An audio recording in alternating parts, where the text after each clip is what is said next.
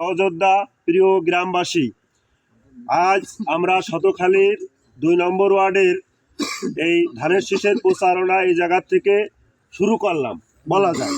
এই শুরুটা হচ্ছে আমাদের মিজান, ও ঢাকায় থাকে, ও গ্রামে বেড়াতে আসছে, ও চলে যাবে। তাই হঠাৎ সকালে ও বললো যে দাদা চলে যাব, তা আমাদের পাড়ায় একটা কিছু করা যায় কিনা। সেই আলোকেই হঠাৎ ডিসিশন, তা আল্লাহ রহমতে আমরা সবাই এক জায়গায় হতে পারিছি। এর জন্য সবাই বলি আলহামদুলিল্লাহ। আজ আমি একটা কথা বলি, শহীদ প্রেসিডেন্ট জিয়াউর রহমান দেশ স্বাধীনতার পরে যখন শেখ মুজিব সরকার এই বাংলাদেশে এক প্রকার লুটতরাজ চালাইছে, রাজনৈতিক লুটতরাজ, সেই পরিস্থিতির ভিতর দিয়ে সিপাহী জনতার বিপ্লবের মাধ্যমে শহীদ প্রেসিডেন্ট জিয়াউর রহমান বাংলাদেশের রাষ্ট্র ক্ষমতায় আসেন।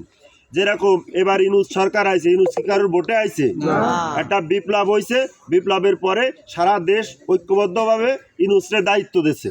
ঠিক ওই সময়ের প্রেক্ষাপটে বাংলাদেশের সিপাহী জনতা শহীদ প্রেসিডেন্ট জিয়াউর রহমানকে দেশের প্রেসিডেন্ট হিসেবে দায়িত্ব দিয়েছে। তো উনি দায়িত্ব নেওয়ার পরে উনি সমাজের, রাষ্ট্রের বিভিন্ন গুরুত্বপূর্ণ ব্যক্তিদেরকে ডাকতেন, পরামর্শ নিতেন, কারণ ওনার তো রাজনৈতিক অভিজ্ঞতা ছিল না, উনি আর্মির লোক।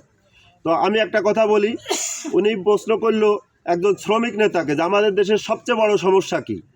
তা সেই শ্রমিক নেতা বললো, প্রেসিডেন্ট সাহেব, আমাদের দেশ হিসেবে জনগণ বেশি। তা বললো, আমার দেশের জনগণ শুধু মুখ নিয়ে আইছে না হাতও নিয়ে আইছে? এই জায়গা যারা আছে আমাদের হাতও আছে না, শুধু মুখ আছে? তা বলে আমার দেশের জনগণ শুধু খাওয়ার মুখ নিয়ে আসেনি, কাজ করার হাত নিয়ে আইছে। এরপরে উনি মধ্যপ্রাচ্যে সফর গেলেন, সৌদি আরব সহ মধ্যপ্রাচ্যের রাষ্ট্রপ্রধানদের সাথে বৈঠক করে উনি বোঝানোর চেষ্টা করলেন যে আপনাদের তেল আছে, টাকা আছে, কয়লা আছে, হীরা আছে, জহরত আছে, কিন্তু আপনাদের রাস্তাঘাট ভালো না। আর আমার দেশে শ্রমিক আছে, আপনারা আমার দেশে শ্রমিক নেন আর আপনাদের টাকা খরচ করে রাস্তাঘাট করেন। সেই যে 1978 সালে জিয়াউর রহমান বাংলাদেশ থেকে 8,000 লোক সৌদি আরবে পাঠানোর মাধ্যমে সর্বপ্রথম প্রমাণ করলো মানুষ শুধু মুখ নিয়ে নয়, হাত নিয়েও পৃথিবীতে আসে। মানুষ শুধু বোঝা নয়, মানুষ একটা সম্পদ, ঠিক কিনা? এই যে বাড়িটা, এই বাড়িটা একটা প্রবাসীর বাড়ি। কার বাড়ি? প্রবাসীর বাড়ি। আমাদের গ্রাম সহ বাংলাদেশের আজকের যে উন্নয়নের পরিস্থিতি সৃষ্টি হয়েছে, শতকরা 80% কিন্তু প্রবাসী। এটা তো অস্বীকার করার কোনো কারণ নেই। তো এটা জিয়াউর রহমান দেখাই গেছে। সেই জিয়াউর রহমান ধারাবাহিকভাবে বাংলাদেশের উন্নয়নে কাজ করেছে। আল্লাহ তাকে নিয়ে যাওয়ার পরে দেশনেত্রী বেগম খালেদা জিয়া, আমরা যখন স্কুলের বেঞ্চে যেতাম ছোটোবেলায়, পড়ার বেঞ্চে 40 জন যদি ছাত্র থাকতো, পাশে 2 জন ছাত্রী থাকতো, ঠিক কিনা? এরকম হইতো না? ছাত্রী কম ছিল, ছাত্ররা আসতো। দেশনেত্রী বেগম খালেদা জিয়া বললো, আমি মেয়েদেরকে শিক্ষার ভিতরে আনবো, উপবৃত্তি দেব, নারীদেরকে অবৈতনিক শিক্ষা দেব। তখন এই দেশের দুশ্মনরা বলিল, এই টাকা কোথায় পাবে? কথাটাকে বোঝেন, এই টাকা কোথায় পাবে? উনি এত লক্ষ লক্ষ শিশু মেয়েদেরকে উপবৃত্তি দেবে, এই টাকাটা কোথায় পাবে? কিন্তু সেটা এখন পাচ্ছে না, আপনাদের মেয়েরা পায় না। দেশনেত্রী বেগম খালেদা জিয়ার এই উপবৃত্তি পায় মানুষ। সেই উপবৃত্তির মাধ্যমে আজকে গ্রাম থেকেও ডাক্তার বেরোচ্ছে না? ঠিক সেইভাবে এখন আমাদের যে আগামীর রাষ্ট্রনায়ক তারেক রহমান, তার আব্বা এবং মার হাত ধরে দেশের কল্যাণের জন্য উনি আগাম ঘোষণা দিয়েছেন। উনি ফ্যামিলি কার্ড দেবেন, উনি ফার্মার্স কার্ড দেবেন, উনি স্বাস্থ্য কার্ড দেবেন। আমি আজকে ফ্যামিলি কার্ডের কথাটাই বলবো।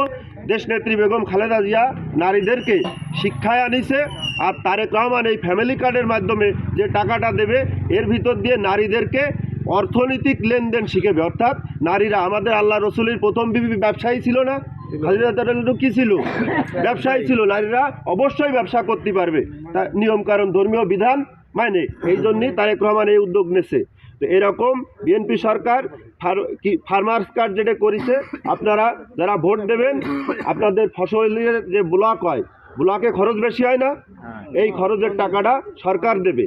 তো এইরকম আমাদের বিএনপি সরকার যা বলে পরিকল্পনা করে, মানে যেটা সম্ভব সেটা বলে, আর অন্য অন্য দলরা যেগুলো বলে অবাস্তব, যা জীবনে সম্ভব না সেইগুলোই বলে। এখানেই অন্য দলের সাথে আমাদের পার্থক্য। তো আমি আর বক্তব্য বাড়াবো না। আমাদের এই অঞ্চলের মানুষ, আমরা আজীবন ধানের শীষ করি, দেশনেত্রী ভালোবাসতাম। ধানের শীষ আমাদের আবেগের জায়গা, ভালোবাসার জায়গা। 2-1 জন যদি ইতিমধ্যে কারুর কথায় ভিন্ন চিন্তা করে, কারণ ভিন্ন চিন্তার স্পেসটা তৈরি হয়েছিল 2001 সালে। দেশনেত্রী বেগম খালেদা জিয়া এই দেশের কল্যাণের জন্য একটা 4 দলীয় জোট করেছিল। সেই 4 দলীয় জোটের ভিতরে এই জামাত সহ সব দল ছিল। সেই কারণে আমরা 20-25 বছর আন্দোলনে ছিলাম। আমাদের সাথে আমরা এক ট্রাকে আন্দোলনে গেছি, ট্রেনে ঢাকায় গেছি। আমরা বিএনপির লোক শুতে না পারলেও জামাত যদি একটা সাথে গেছে তার শোয়ার ব্যবস্থা করেছি, জামাত যদি একটা সাথে গেছে তার খাওয়ার ব্যবস্থা আমরা করেছি, আগে করেছি। তো আজকে হয়তো তারা আন্দোলন সংগ্রামের এই পর্যায়ে তারা মনে করতেছে যে তারা আলাদা ভোট করবে, তারা তাদের ব্যাপার। কিন্তু আপনারা ঐক্যবদ্ধ থাকবেন। আপনাদের এই পাড়ার সন্তান মিজান আগামীতে বিএনপি সরকার গেলে একটা ভালো পজিশনে থাকবে। আমরা এই গ্রামের উন্নয়ন করব। এই শতখালী প্রথম এই যে বিদ্যুৎ আনিছে কোন সরকার? আপনারা বলেন কোন সরকার আনিছে? তো বিএনপির হাত দিয়ে যেরকম আলো আছে, বিএনপির হাত দিয়েই সকল উন্নয়ন আছে।